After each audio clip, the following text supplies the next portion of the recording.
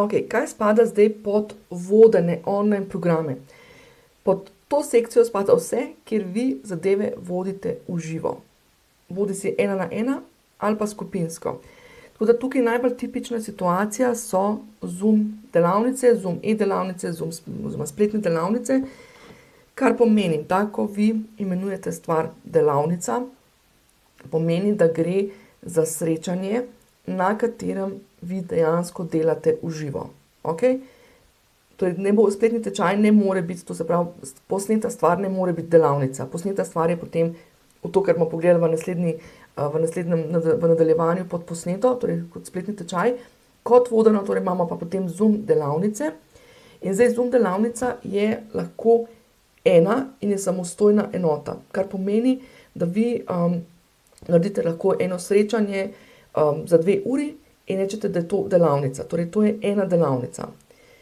Čim imate vi več takih srečanj, pomeni, da imate zdaj situacijo ali da gre za več delavnic, ki skupaj tvorijo spletno usposabljanje oziroma spletni trening. Trening je pač angleški izraz, online training je pač izraz za usposabljanje ali pa spletni voden program. Okay? To se pravi, če imate Zoom delavnice, lahko samostojna, lahko tudi samostojno prodajate. Če imate več srečanj, potem dobimo spletno usposabljanje ali pa spletni program.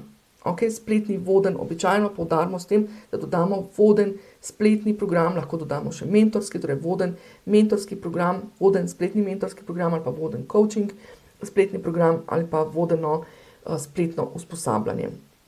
Okay? Druga situacija, torej smo rekli, imate samostojne delavnice ali pa B, imate delavnice, kjer lahko ljudje izbirajo dneve. To je pa potem sklop e-delavnic.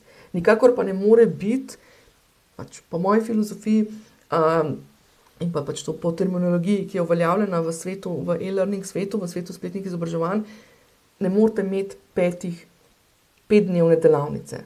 Torej imate 5-dnevno usposabljanje, 5-dnevni program ali karkoli, ni pa 5-dnevnih delavnic. To zdravo, ali so samostojne delavnice, ali usposabljanje, ali je pa sklop delavnic, kjer pač, bom rekla, je nek modularni sistem, kjer lahko ljudje izbirajo tisto, kar jih zanima.